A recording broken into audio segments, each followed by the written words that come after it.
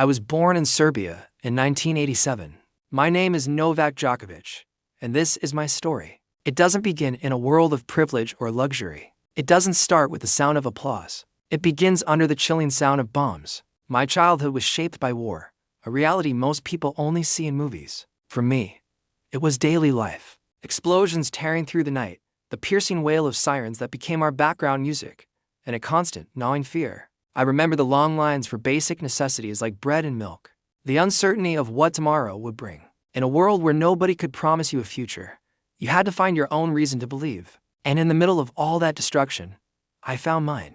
It was a tennis court. My parents, Serbian and Diana, ran a small pizzeria near the Kapanik Mountain Resort. It was a humble business, but it was our life. Just outside, someone had built 3 clay courts. To me, those weren't just patches of dirt and net.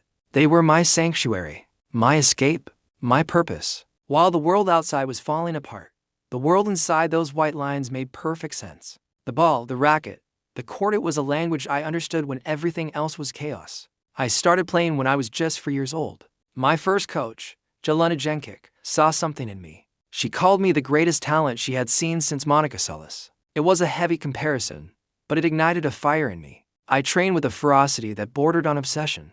I trained through the fear that gripped our city. I trained through the hunger when food was scarce. I trained through the constant background noise of conflict. When the NATO bombing started in 1999, our lives were turned upside down. For 78 nights, we huddled in our grandfather's basement, trying to sleep as the city shook. But when the morning came and the sirens stopped, I would convince my father to let me go practice. People thought we were insane. They said, the bombs could fall again. But the desire to hit a tennis ball was stronger than the fear of dying.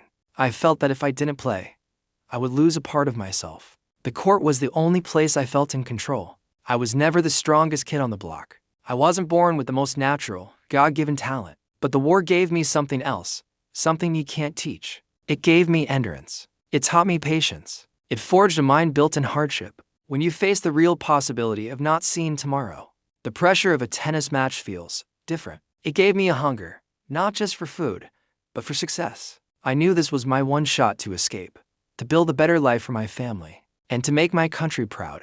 Every hit, every drill, every sprint was a step away from that basement and a step toward my dream. At 12 years old, my journey took a pivotal turn.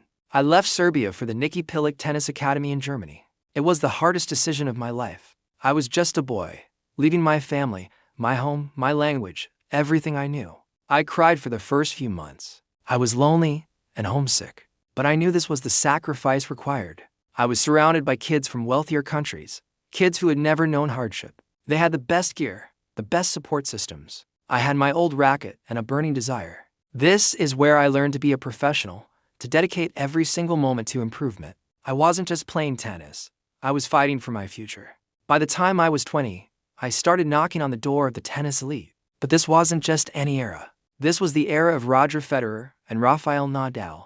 They were more than players, they were titans, gods of the sport who had a duopoly on everything. They were beloved, perfect, and seemingly unbeatable. And then there was me, this kid from Serbia with a big mouth and an even bigger ambition. I was brash. I was confident. I openly declared that I wanted to be number one, that I could beat them. The world laughed at me. Commentators, fans, even other players called me arrogant, cocky, a joke. They said I was crazy to challenge the established order. They said I didn't have the game, the grace, or the respect to belong at their level. But I wasn't crazy. I just understood something they didn't. I was willing to suffer more than anyone else. I had already suffered through a war.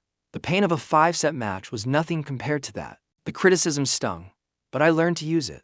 Every doubter, every skeptic, every laugh became a log on the fire that burned inside me. The breakthrough didn't come easily. I had to deconstruct myself to rebuild myself. I was known for my talent, but also for my physical frailty. I would often retire from matches due to breathing problems and fatigue. The turning point came when a doctor, watching me on TV, diagnosed me with a gluten intolerance. It sounds simple, but it changed everything. I completely overhauled my diet. No more bread from my family's pizzeria. I embraced a strict, plant-based regimen. It was a massive sacrifice. I changed my training, focusing on flexibility and endurance as much as power. I delved deep into meditation, visualization, and mindfulness. I sharpened my body, and more importantly, I rebuilt my entire identity as an athlete.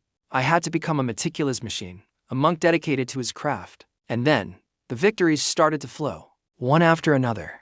Australian Opens, my favorite battleground. The hallowed grass of Wimbledon. The electric nights of the US Open. And finally, the elusive clay of the French Open, completing the career Grand Slam. The records started to fall. Most weeks at number 1.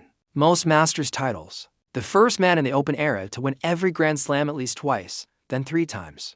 The dominance became undeniable. But what people saw on TV was just the final product. They saw the trophies, the celebrations, the seemingly effortless wins. They didn't see the dark side of the journey. They didn't see the crushing loneliness of life on the tour, the countless hours spent in empty hotel rooms far from my wife and children. They didn't see the immense sacrifices, the missed birthdays, the family events I could only attend through a screen. And they definitely didn't see the years the world booed me. For a long time, I was the villain in the Federer-Nadal narrative. I craved the love and respect the crowd gave them, but I rarely received it. I was booed, heckled, and criticized for my emotions, for my heritage, for not being them. It hurt deeply. For a while, I tried to win them over, to be the person they wanted me to be. But it was exhausting, and it wasn't me. So, I made a choice. I stopped fighting it. I started embracing it. I learned to turn all of that negative energy, all the doubt, all the boos, and channel it. It became my fuel. When an entire stadium was against me, I would build a fortress in my mind. I would use their energy to power my own. The louder they booed, the sharper I became. My story isn't just about being the best tennis player. It's not about the number of Grand Slams. It's about a refusal to break. Not in war, not in sport, and not in life. It's about looking adversity in the eye and saying, "You will not defeat me." It's about finding strength in vulnerability and turning pain into power. It's a testament to the fact that your circumstances do not define your destiny. Your mindset does. I am Novak Djokovic, and I want you to know that my greatest weapon was never my backhand, my return, or my serve. It has always been, and will always be, my mind. Thank you for watching. If my story resonated with you, consider subscribing for more content that goes beyond the surface. Your greatest battles are won and lost within. Stay strong.